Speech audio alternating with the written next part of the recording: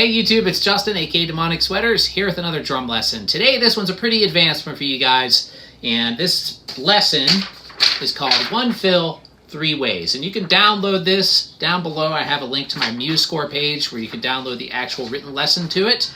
And basically, what this is it's a kick and sticking pattern that I split up into three different ways that you can play it in the beat. The first being 16th notes, the second being 32nd notes, and then finally the third being 16th note triplets. Now, the 16th note triplets are definitely the most challenging in this whole exercise, and I still struggle with those quite a bit myself, but it's getting better. So the best way to do it is really just to practice to a metronome like how I was just showing you guys.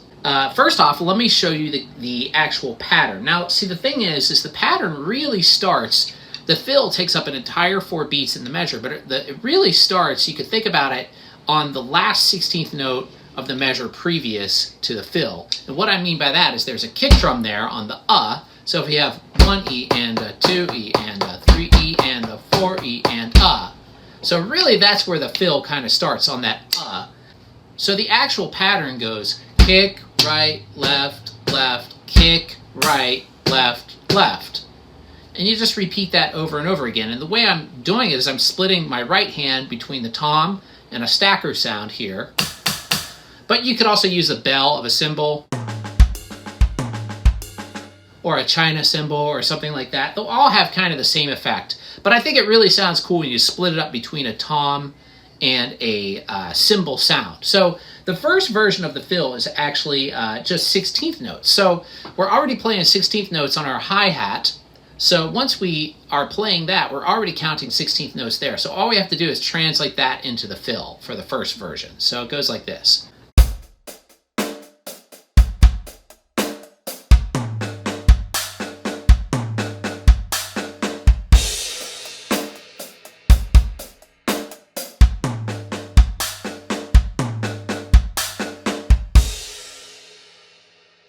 Now if I were to speed that up,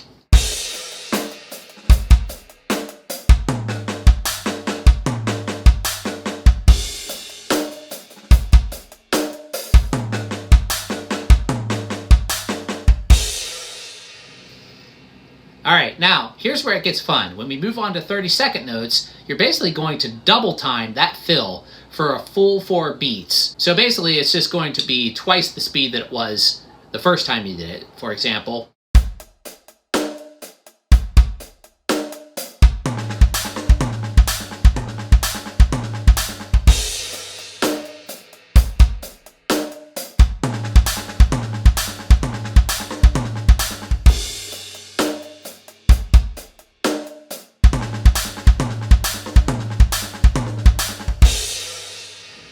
so that's the 32nd note version.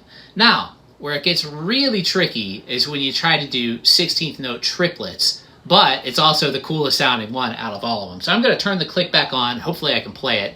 Sometimes I can't. So let me turn the click on. I have the click set to 4/4 at, let's see, 75 BPM, but also I have it set to 8th note resolution, so we get more clicks in there. I suppose I could set it to 16th note resolution. That'd probably make it even easier, but I'm going to leave it at 8th note resolution right now.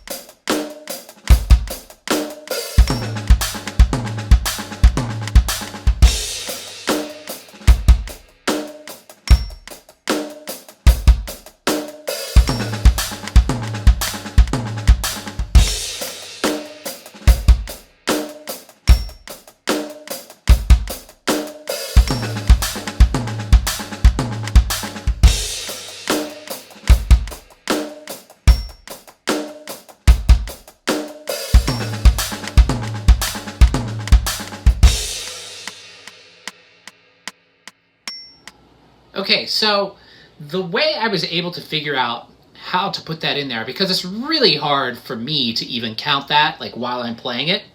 So what I'm doing is I'm listening. Well, I'm still counting, but I'm just not counting all of it. I'm listening to where my stacker is, and then I know that I hit the stacker 3 times before the end of the fill. Like, so for example, so once I hit that stacker the 3rd time, then I know I'm approaching the end of the fill. So that's basically how I was able to think about it, to where I was able to come in the right spot. It actually took me a few days to figure this out. I had the idea, but I couldn't do it. I was playing to a click for several days before I was like, oh, okay, there it is. So let's try it one more time.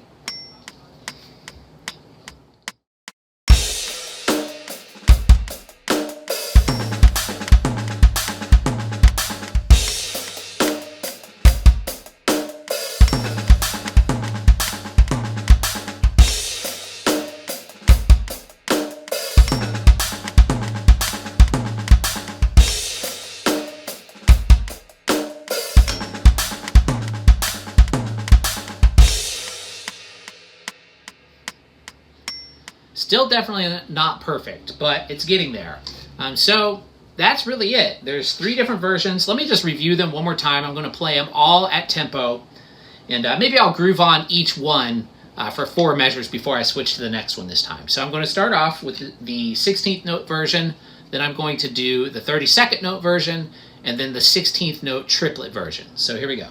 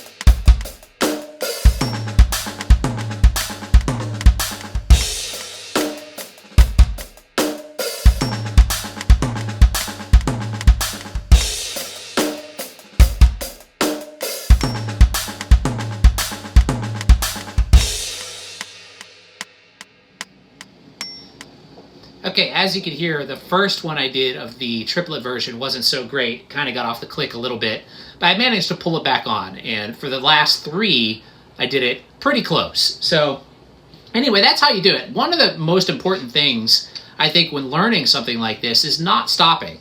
Try to stay focused on that click and try to come back in on time, even if you get way off. Just try to keep listening to it. Like, one of the biggest problems I have, especially with new students, is they keep wanting to stop.